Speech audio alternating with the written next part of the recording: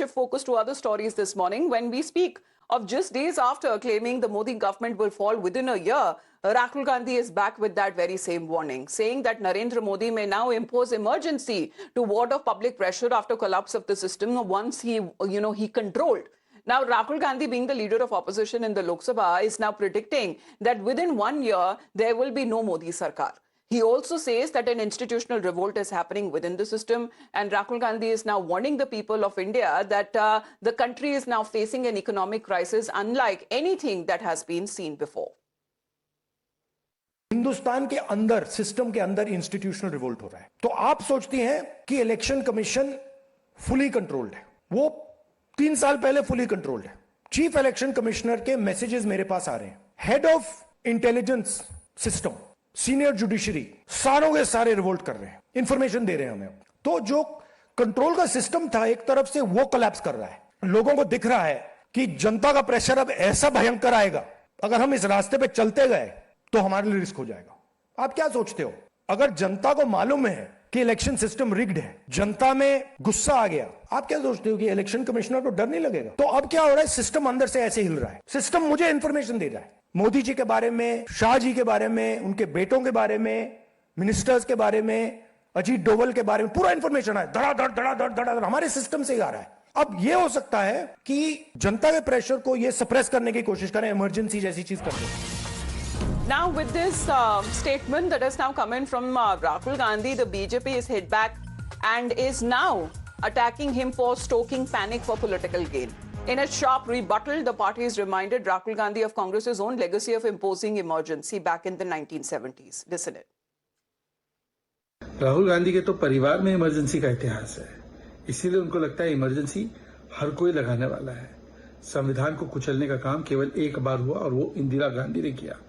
Emergency तो है, पर कांग्रेस पार्टी में इंस्टीट्यूशनल कोलैप्स और रिवोल्ट तो है, सिस्टम कोलैप्स तो है, वो है कांग्रेस पार्टी में। पर आप ठहरे एलओपी, लीडर ऑफ प्रोपेगेंडा, झूठ फैलाना, पैनिक क्रिएट करना और प्रॉफिटियर करना, यही तो आपका मॉडल है। पैनिक टू प्रॉफिट, आपदा में अवसर। Well, let's connect with Sabyasachi on this. Well, Sabyasachi, if that's the logic, then the BJP would have won and practically in every state where elections happen. Now what we are looking at, wasn't it the UDF government where Rahul Gandhi himself was present in Kerala, taking oath while he was there for the swearing-in ceremony? There are leaders also coming in from the Congress party. Just yesterday, Karnataka Chief Minister, a new Chief Minister, has taken oath. So where exactly is the logic? Where exactly is the reason? And that seems to be the very question that the BJP is now asking from the leader of opposition. That's right. See, the BJP has rejected the prediction that was made by the leader of opposition, Mr. Rahul Gandhi. And the BJP said that this is a dangerous rhetoric that is being spread by the Congress party and the leader of opposition, Mr. Rahul Gandhi. And they are trying to create unrest, instability in the country. Now, several of the BJP leaders have reacted to what the leader of opposition, Mr. Rahul Gandhi, has said. And they have strongly condemned these predictions made by Mr. Rahul Gandhi. Now, yesterday, while addressing the party workers, the leader of opposition pointed out that Prime Minister Narendra Modi won't be in office in a year.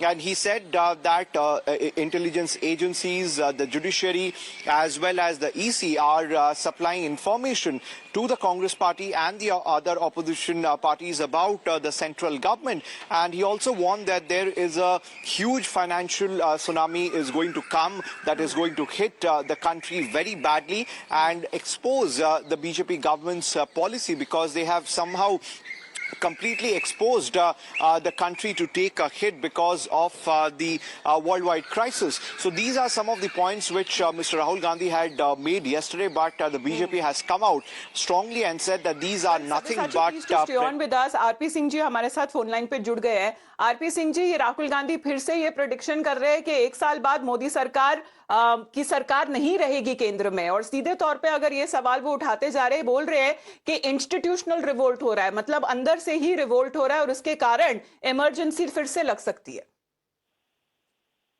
असल में उनके कुछ नटन bolt का issue है और कुछ नहीं है।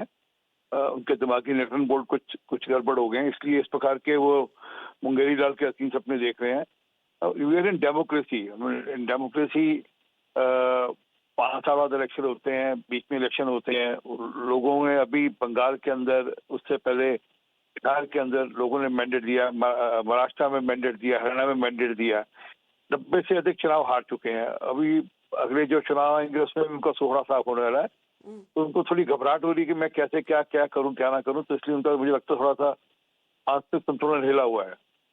चलिए, धन्यवाद आपका आरपी सिंह जी हमारे साथ जुड़ने के लिए। So the BJP questioning Rahul Gandhi and his intention there, whether or not the statement is politically provocative, but clearly is there any merit behind it, whether such rhetoric that crosses into fear mongering, and this is what the LOP, is he indulging in that very fear mongering, is a question that is now being raised on part of the BJP trying to spread instability.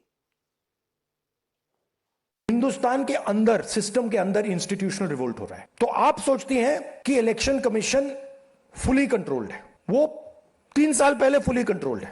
Chief election commissioner के messages मेरे पास आ रहे हैं। Head of intelligence system, senior judiciary, सारों के सारे revolt कर रहे हैं, इंफॉर्मेशन दे रहे हैं हमें। तो जो कंट्रोल का सिस्टम था एक तरफ से, वो कोलैप्स कर रहा है। लोगों को दिख रहा है कि जनता का प्रेशर अब ऐसा भयंकर आएगा, अगर हम इस रास्ते पे चलते गए तो हमारे लिए रिस्क हो जाएगा। आप क्या सोचते हो? अगर जनता को मालूम है कि इलेक्शन सिस्टम रिग्ड है, जनता में गुस्सा आ गया, आप क्या सोचते हो कि इलेक्शन कमिश्नर को डर नहीं लगेगा? तो अब क्या हो रहा है, सिस्टम अंदर से ऐसे हिल रहा है। सिस्टम मुझे इंफॉर्मेशन दे रहा है, मोदी जी के बारे में, शाह जी के बारे में, उनके बेटों के बारे में, मिनिस्टर्स के बारे में, अजीत डोवल के बारे में पूरा इंफॉर्मेशन है। धड़ाधड़ धड़ाधड़ धड़ाधड़ हमारे सिस्टम से ही आ रहा है। अब यह हो सकता है कि जनता के प्रेशर को ये सप्रेस करने की कोशिश करें, इमरजेंसी जैसी चीज कर दें।